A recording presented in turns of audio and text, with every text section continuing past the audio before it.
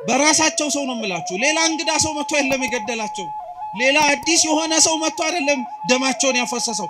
እዛው የራሳቸው ሰው አብረው ያደጉ፣ አብረው የበሉ፣ አብረው የጠጡ፣ አብረው ለመትረፍም ጭምር ቃሉን ያሰሙ የነበሩ። እውነት ክርስቲያን ስንሆን የምንሸለመው ታዲያ ምን ይመስላችኋል? ስለ ክርስቶስ መሞት ካልሆነ በቀር ሌላ ምንም ነገር ሊደረግ አይችልም። በየትኛው ጊዜ ነው ክርስቶስን ስለሰበኩ በእውነትም ጭምር ከእግዚአብሔር ጋር አብረው ስለኖሩ ተብለው መሬት የተሸለሙ፣ ቤት የተሸለሙ፣ መኪና እያሽከረከሩ የሄዱ ክርስቲያኖች ነበሩ እንጂማ እንደዛ ብንሆን ኖሮ ማን ያሰቃየን ነበር? ማን ይገለን ነበር? ማን እንደፈለገ ሰይፍ እያነሳ አንገታችን ሊያሳርፍብን ነበር? ማንም። ነቢያት ጥፋት ኖሮባቸው አልነበረም የተገደሉት። ነቢያት ክፉ ነገር ተናግረው አልነበረም።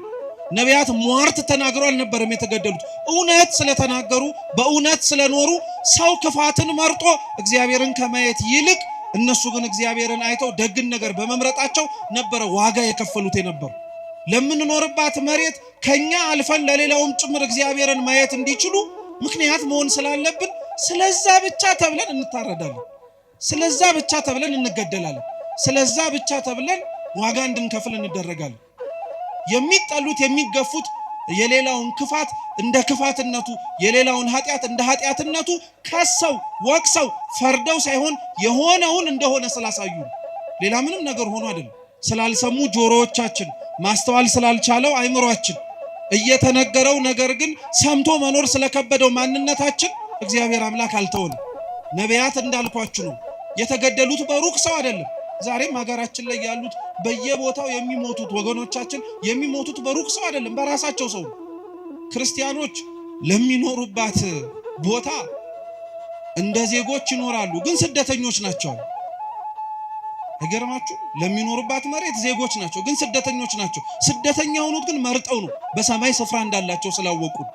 ነገር ግን ግብሩን የከበደን አሁን መኖሩ እንዳልኳችሁ ነው። እንኳን መከራው ከሩቅ ሆኖ ተሰምቶ ቀርቶ ቅርብ ያለነው ሰዎች እንኳን መስማት አንፈልግም፣ ያንገሸግሸናል፣ ሰለቸን እንላለን። የሞቱት ሳይሰለቹ አንተ የምትሰማው ትሰለቻለህ?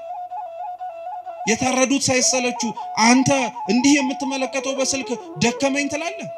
ሰው ከመስታወት ፊት ቆሞ እድፉን እንደሚያነጻው ሁሉ እውነተኛ ክርስቲያኖች የሰውን ጥላቻ፣ እውነተኛ ክርስቲያኖች ሰው እንዴት ከእግዚአብሔር እንደራቀ ፍንትው አድርገው የሚያሳዩ መስታወቶች ናቸው። በራሳቸው ሰው ነው የሚገደሉት። ሐቁ እንደዛ ነው። የሚገደሉት ጥፋት ኖሮባቸው አይደለም። የሚገደሉት ክርስቲያን ሆነው ስለተገኙ ነው። ክርስቲያን ስለሆኑ፣ ሌላ ምንም ነገር ስለሆኑ አይደለም። እንዲህ ብለን ለመናገር፣ እንዲህ ብለን ለማውራት፣ እንዲህ ብለንም ጭምር እውነታውን ለመመስከር ስለከበደን ካልሆነ በቀር እውነታው ግን ይህ ነው። ነቢያት የሞቱት ለዚህ ነው። ዛሬም ያሉት ሰዎች የሚሞቱት ለዛው ነው። ነቢያቱ መገደላቸው፣ ነቢያቱ መሞታቸው የወይኑ የባለቤቱን ስፍራ ግን ይበልጥ እንዲያውም ሌሎች መልእክተኞችን እንዲልክ ነው ያደረገው እንጂ ስለገደሉብኝ ብሎ እንዲያስቀምጣቸው አልተገደደም።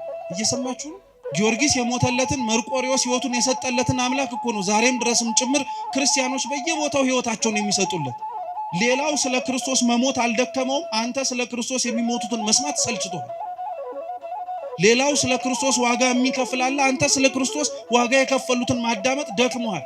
ስለ ክርስቶስ የሞቱትን ዜና መስማት የከበደው ሰው እንዴት ቆሞ የጊዮርጊስን ገድል ይሰማ? እንዴት ቆሞ የመርቆሪዎስን ገድል ይሰማ? አይችልም በፍጹም።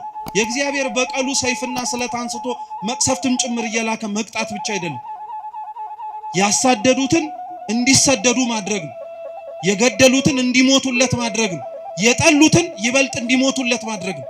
እግዚአብሔር አምላክ በቀለኛ ነው ማለት ዛሬ የገደሉትን እንደሚገደሉ ሆነው የሚመጡበት ጊዜ ሰዎች ይመጣሉ።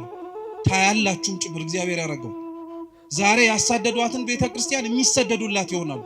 ዛሬ የገደሏቸውን ሰዎች መልሰው የሚገደሉ ሆነው ስለ እግዚአብሔር አንገታቸውን የሚሰጡ ይሆናሉ። ይሄ ቤተክርስቲያናችን ሕይወት ላይ ነበረ ነው። በሁለተኛው ግልጽ የሆነው ምክንያታቸው ደግሞ እርሱን ከገደልን ወራሹንም ጭምር ካወጣን ባለቤትነቱ የቦታው የኛ ይሆናልን ብለው ጭምር ስላሰቡ ነው። እውነተኛ የሆኑ ክርስቲያኖች አድራሻቸው ጎልጎታ ላይ ነው። እውነተኛ የሚኖሩ ክርስቲያኖች የሚታዩት ከመስቀሉ ስር ነው።